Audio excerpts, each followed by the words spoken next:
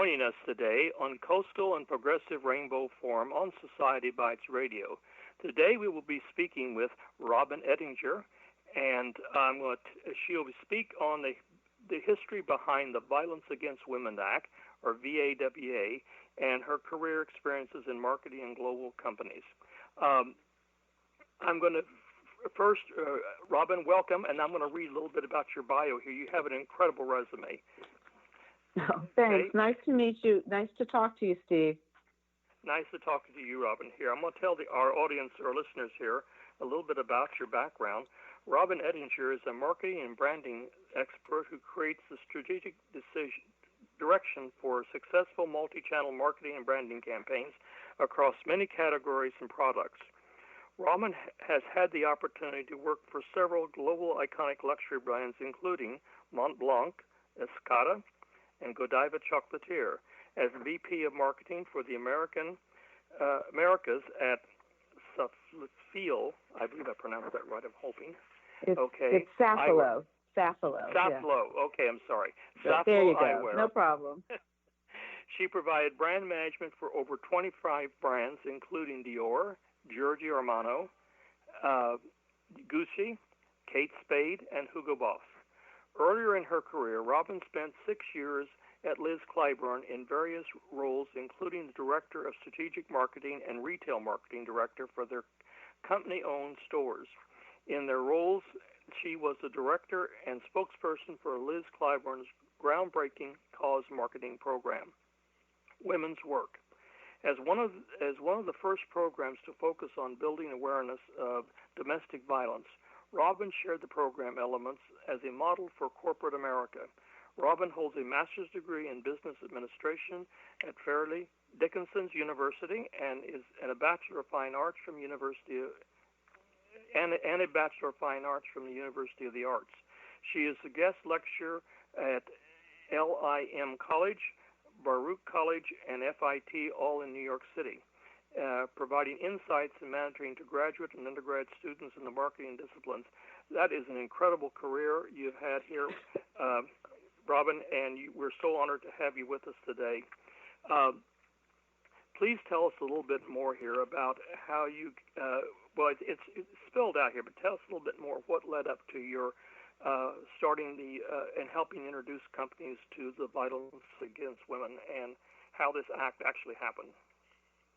Well, thank you so much for having me. It's a pleasure to be here with you. And I also have to say, it's very weird to hear your whole resume read out in front of you. It's very, very strange feeling. Anyway, as you noted in the overview, I was very fortunate to be at Liz Claiborne in the early 90s, and when we initiated this program to build awareness of domestic violence. The program, the idea of cause marketing, which is now called corporate social responsibility and is everywhere. Every company is expected to do that now. But at the time, in the early 90s, it was really a groundbreaking, a very leading edge concept to do cause marketing. And we chose domestic violence because Liz Claiborne, as a $2.2 billion company, was focused on women. And women were the people who had made Liz Claiborne successful. So we really wanted to give back to that group of people. So we developed the program, and it was predominantly about building awareness of domestic violence, because at the time, domestic violence was not something that anybody spoke about. It was not involved in any kind of legislation. So the first step is to build awareness amongst the public. We worked with, for example, a female artist, a very famous artist, Barbara Kruger, who created merchandise for us that we were able to sell, therefore generating proceeds to donate.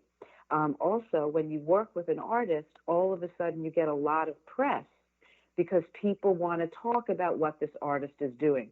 So it enabled us to get a lot more coverage for the issue. And of course, the side note is Liz Claiborne was doing good, and obviously we wanted to get that as well.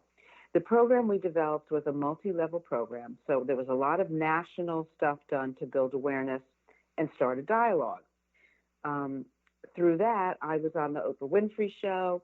I was on the Today Show. I was on CNBC. I was interviewed by, newspapers across the country. So the passion that I had developed for the issue as I learned about it was really useful, because when you speak about something with passion, it's very different than when you're just talking about it.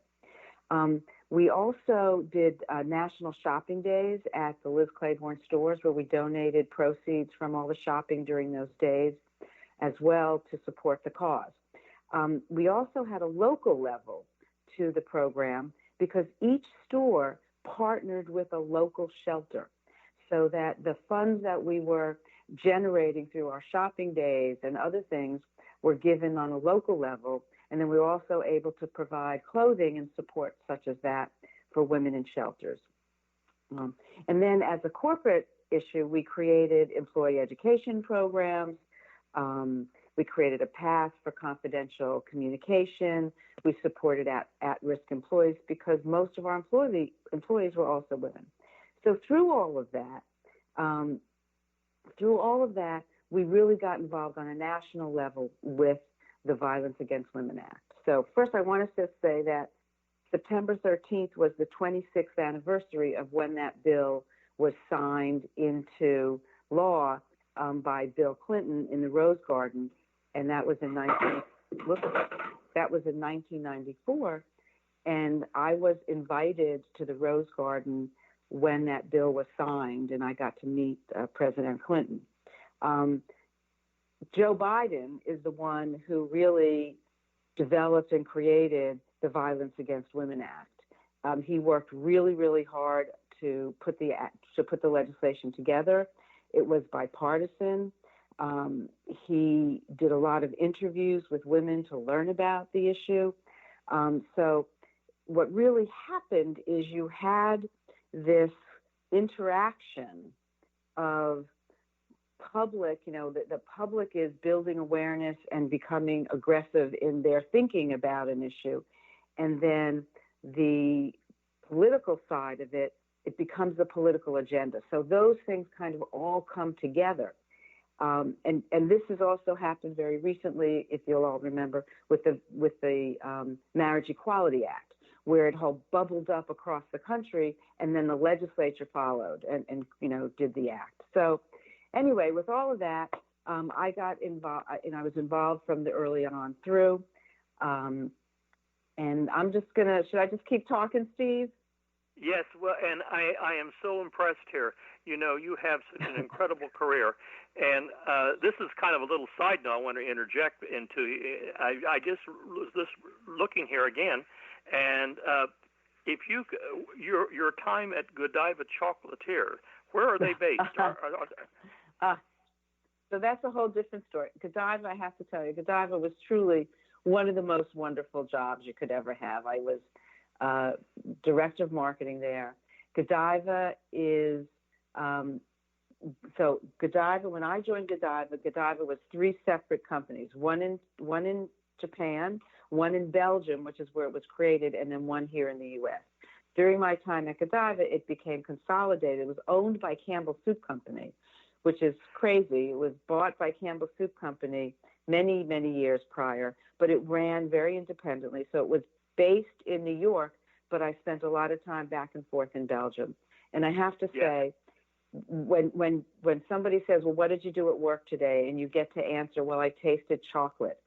It doesn't get any better. It doesn't get any better than that. That wonderful job. Yeah. One of the reasons I'm asking here is because our paths could have almost crossed, because the Godiva and Campbell Soup and Godiva Chocolate was a potential account for, have you ever heard of EDS, Electronic Data Systems? Yes, totally. Yeah. Ross Perot, right? That's right. And they were over 16, almost 17 years of my career. And I remember the Godiva Chocolate tier account, and they were looking into it, and I was part of the marketing, technical marketing support team for them. So it's a small world. I mean, and I traveled with them all over the world, EDS. So, and I remember that because we got chocolate sent to us too. That's why I remember. Well, let me say, what's the best thing you can do if you're ever talking to people at Godiva Chocolate? They send you chocolate. That's right. It was right. Yeah. It was absolutely the best job. I worked with wonderful people. I got to taste chocolate. It was really a spectacular experience. So, Right. yeah, that was great. That's so funny. We could have been working together. That would have been hysterical. That's right. I notice here because it is a small world, and especially us who work in areas where we try to get equality and try to get social justice in those areas. That's fascinating. Let's go back to your Violence Against Women Act again.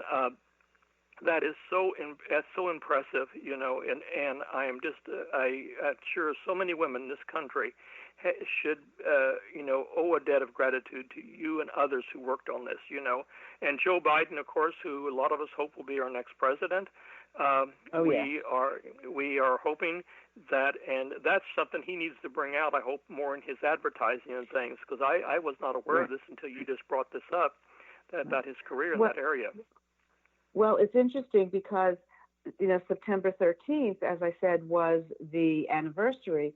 And on social media, there were several posts about, that it's the 26th anniversary. The sad thing is, currently, the act has expired, and while the House reauthorized it in April 2019 to include some new provisions, obviously addressing protecting transgender victims, it has not been passed by the Senate. So just to give you a little bit more history about it, when it was, as I said, the bill was signed on September 13th, 1994, and it provided $1.6 billion toward investigation and prosecution of violent crimes against women. And that was really the first time that there was funding behind prosecution against violence against women. And as I said, Joe was so active in bringing it all together. And he also did a lot of work with corporations to implement employee programs and to really make it happen. In fact, I actually got to meet him and work with him a little bit because he conducted a symposium in Delaware soon after the act was passed, and I was invited to speak. So I went down to Delaware and I spent some time with him at the symposium and all that other stuff. And I have to tell you that his genuine commitment and to the issue and to improving lives for women is enormous. I found him to be very genuine, an incredibly caring man, and somebody who really knew how to make things happen. And I think that was a big deal. So originally, it was signed in 1994. Then it was reauthorized by bipartisan majorities in Congress in 2000 and again in 2005. In 2012, the renewal was opposed by conservative Republicans because they objected to extending the act's protection to same-sex couples. But it was still reauthorized in 2013 after a long legal battle. And then, as I said, now it's expired again in February of 2019.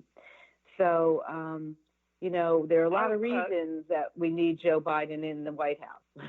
Amen. Why? Okay, I'm just curious. Okay, and help educate me here, and maybe our listeners as well. When they pass laws like this, why would they put expiration dates on, like sunset clauses in them? I mean, and this would seem like it'd be something they want to go on continually, or they may want to amend it. But why would they do that? Do you have any idea? I have to say, Steve, I don't know. I honestly don't know. It may be more of a budgetary issue that they have to reauthorize the budget that's associated with it every so often. It seems like every 5 to 7 years or so, they have to reauthorize the budget for it. And I think that's probably the driver. But it does give them an opportunity to update it. And then, sadly, it gives people the opportunity to